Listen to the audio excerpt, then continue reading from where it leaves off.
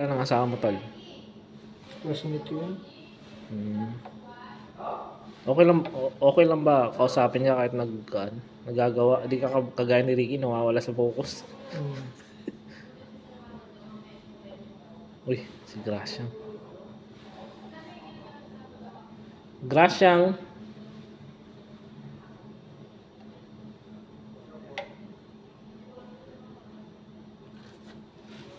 Kiri boy.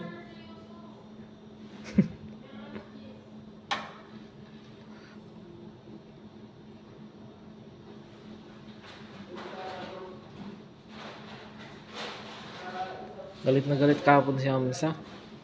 Bakit? Pinasok niya sa server room yung table.